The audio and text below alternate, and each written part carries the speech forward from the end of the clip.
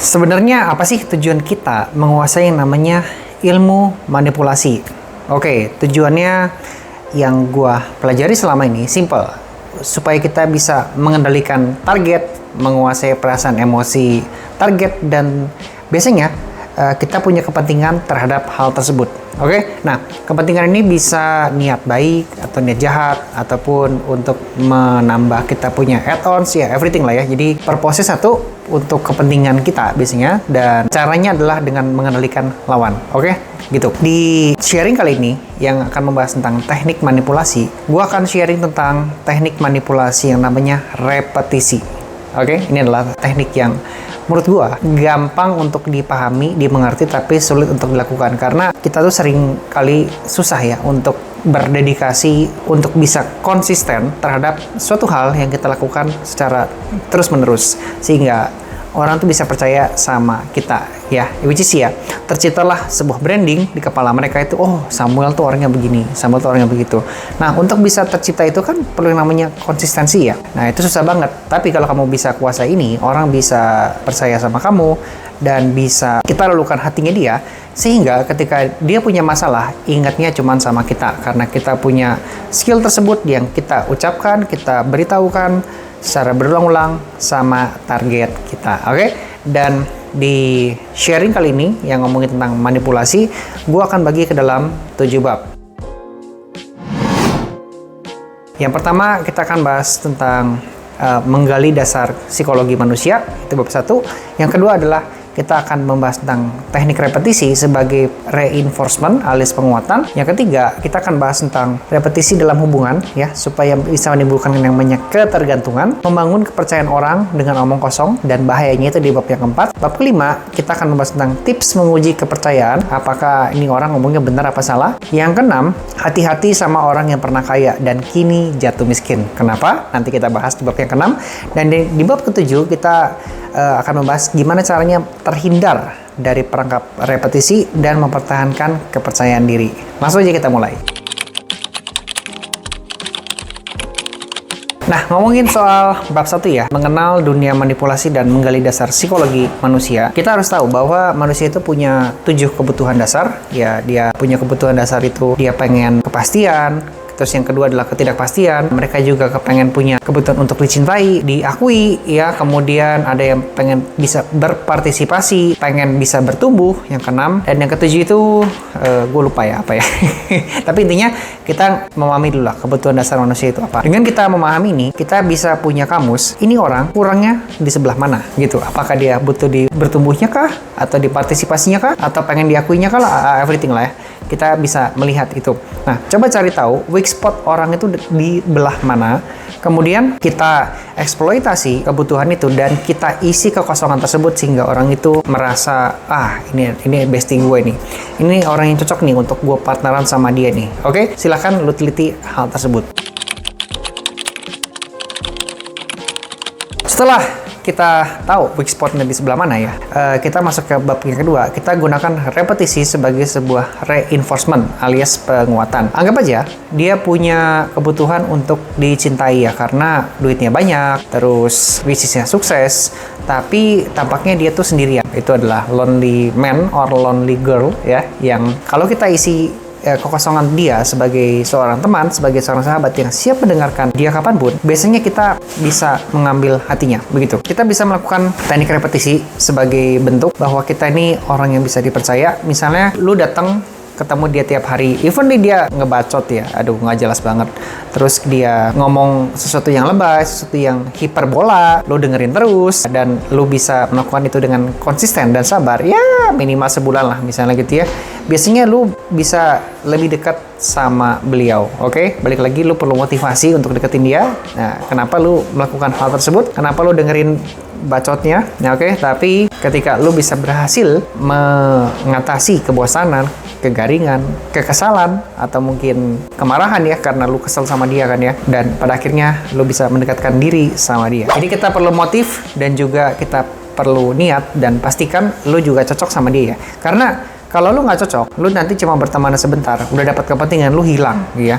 Harapan gue di sini, kita juga kan butuh teman, kita juga butuh sahabat sebagai manusia, karena pada prinsipnya manusia adalah seorang sun politikon yang nggak bisa hidup sendirian, oke? Jadi kalau gue pribadi, mungkin gue akan melakukan teknik manipulasi ini, iya, tapi gue juga harus melihat nih, ini orang ke depan harinya, pokoknya maju ke depan, ini sifatnya cocok nggak sama gue ya? Gue punya kekosongan, bakal dia isi nggak ya? Jadi kita saling melengkapi gitu. Dengan kita saling melengkapi, hubungan kita bisa berjalan dengan jangka panjang, bisa simbiosis mutualisme, saling menguntungkan satu sama lain, dan pada akhirnya kita nggak sendirian di dunia ini, gitu ya. Jadi bukan sekedar manipulasi doang ya, tapi kita membangun hubungan jangka panjang. Trik manipulasi ini digunakan untuk kita lebih mudah mendekatkan diri sama target kita, oke? Di bab yang 3, berdasarkan pembahasan kita di bab yang kedua ya, I think you are know that repetisi itu juga bisa menimbulkan ketergantungan. Anggap aja kita lagi PDKT sama seseorang ya, tiap hari kita tanyain, udah makan belum? Jangan lupa makan, nanti sakit. Itu seperti schedule di jam 8 pagi ya, jam 1 siang nanti kita tanya lagi, udah makan belum? Jangan lupa makan ya, nanti sakit ya. Oke, nah lakukan itu selama 21 hari misalnya gitu ya. Di awal-awal orangnya senang, terus lama-lama bosan, apaan sih? Tiap hari ngingetin makan, udah tahu kali. Tapi nanti di hari yang kedua-dua, kayak ketika kita nggak melakukan itu sama sekali terhadap target kita, dia akan merasa seperti ada sesuatu yang hilang di situ.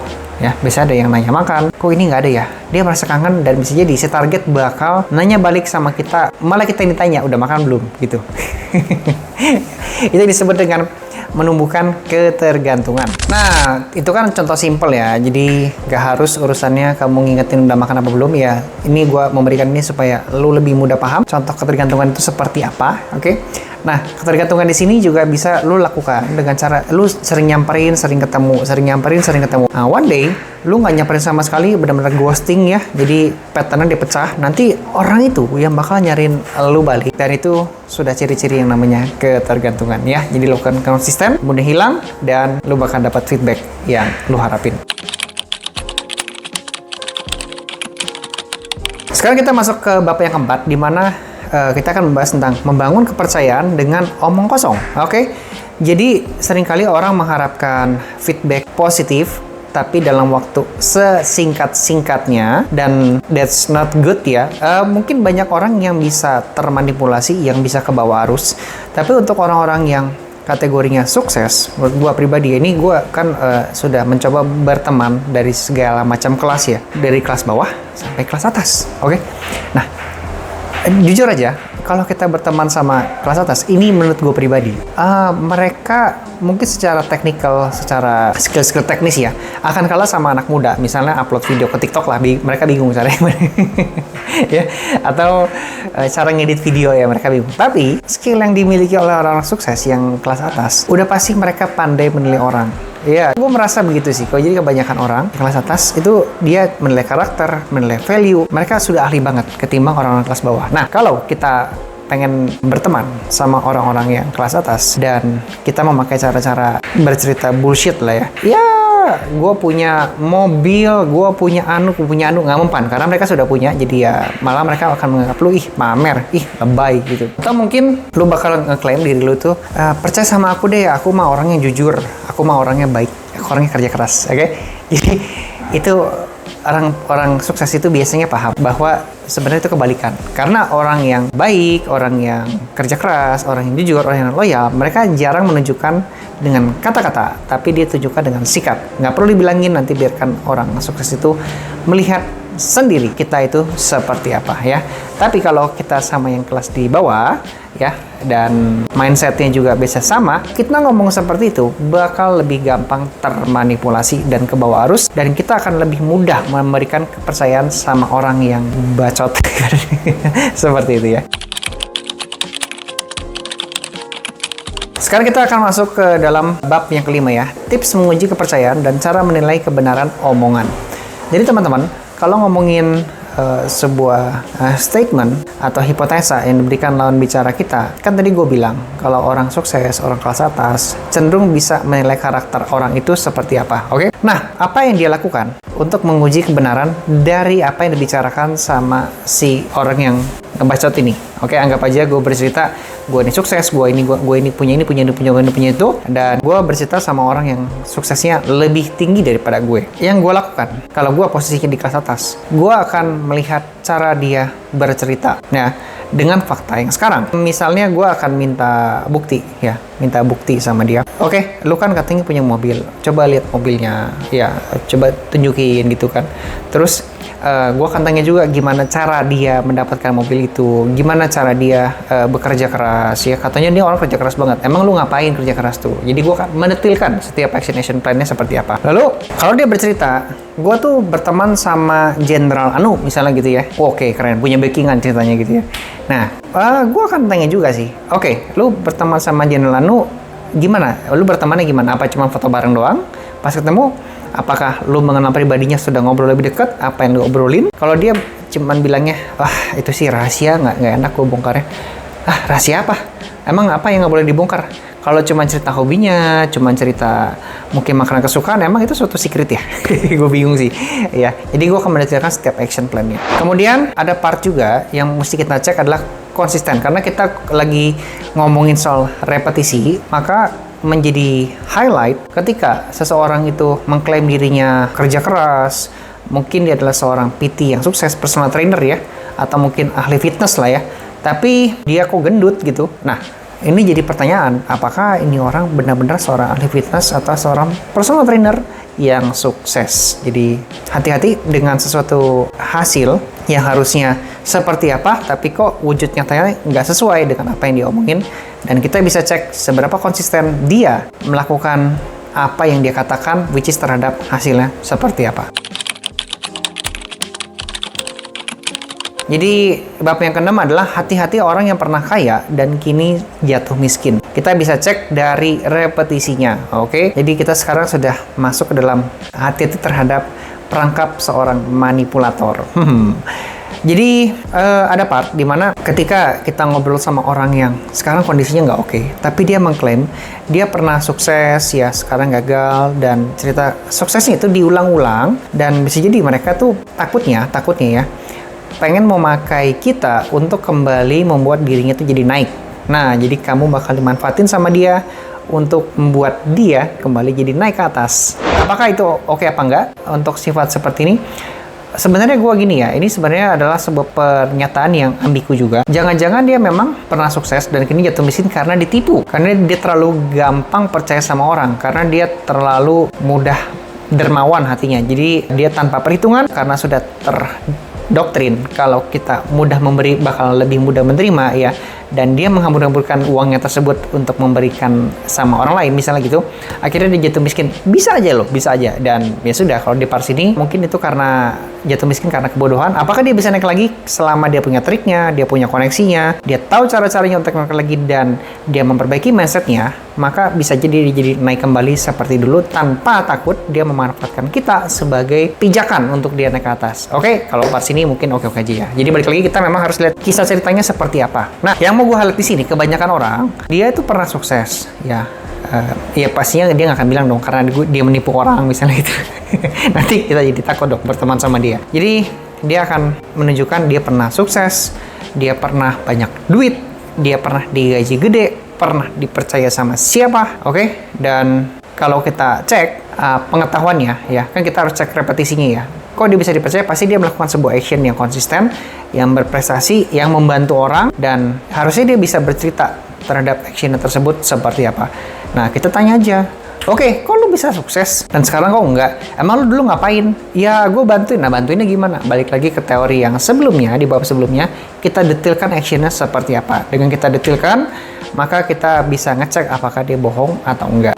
Ya, karena orang yang nggak pernah punya kisah, ini pengalaman gue pribadi ya, meskipun nggak valid juga, karena ini kan psikologi memang bukan 1 tambah 1 sama dengan 2 ya, tapi sepengalaman gue, secara pattern, kalau kita dengerin cerita orang sukses, biasanya dia bisa bercerita gimana caranya dia bisa sukses. Dan pengalaman gue berteman sama orang-orang yang sukses, dia nggak takut untuk berbagi gitu.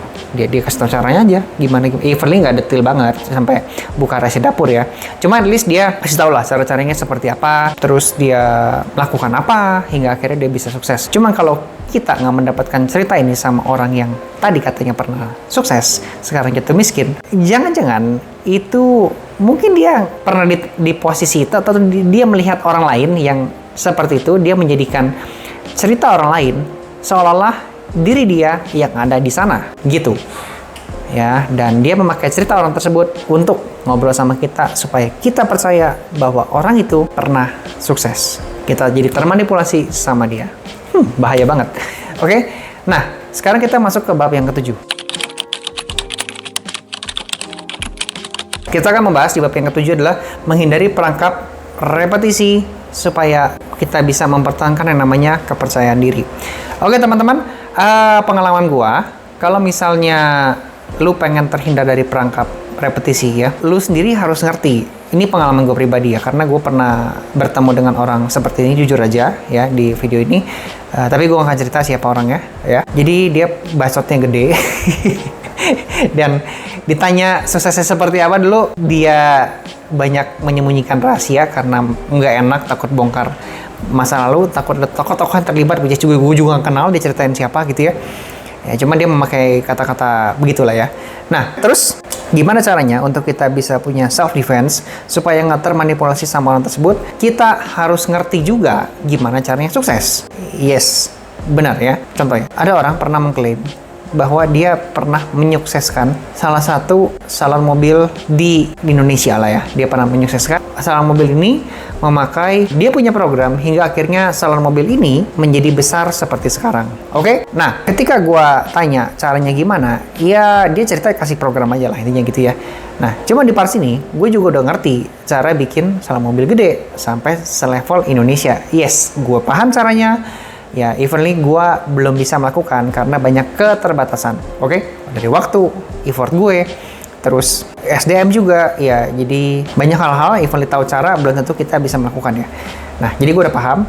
Ketika gue confirm sama beliau gimana caranya untuk menyukseskan sebuah salon mobil dari level mikro sampai makro se-Indonesia, dia ngejelasinnya bingung. Iya, bingung. Oke, ya. Jadi di sini langsung gua bisa menilai, oke, Anda bacot. Ya, jadi kita juga harus ngerti dulu ya. Dengan kita ngerti, kita bisa menilai orang dan bisa terhindar dari perangkap manipulasi. Ya, kita sekarang masuk ke bab penutup ya. Jadi hubungannya apa sama public speaking, oke? Jadi public speaking adalah soal kita menerangkan apa yang ada di pikiran kita ya, dan kita bisa jelaskan dalam bentuk gestur, body language, terus dalam bentuk ekspresi, emosi, dalam bentuk vokal, dan dalam bentuk kata-kata pemilihan yang tepat sehingga orang bisa paham dengan apa yang kita sampaikan gitu ya. Nah, hubungannya apa?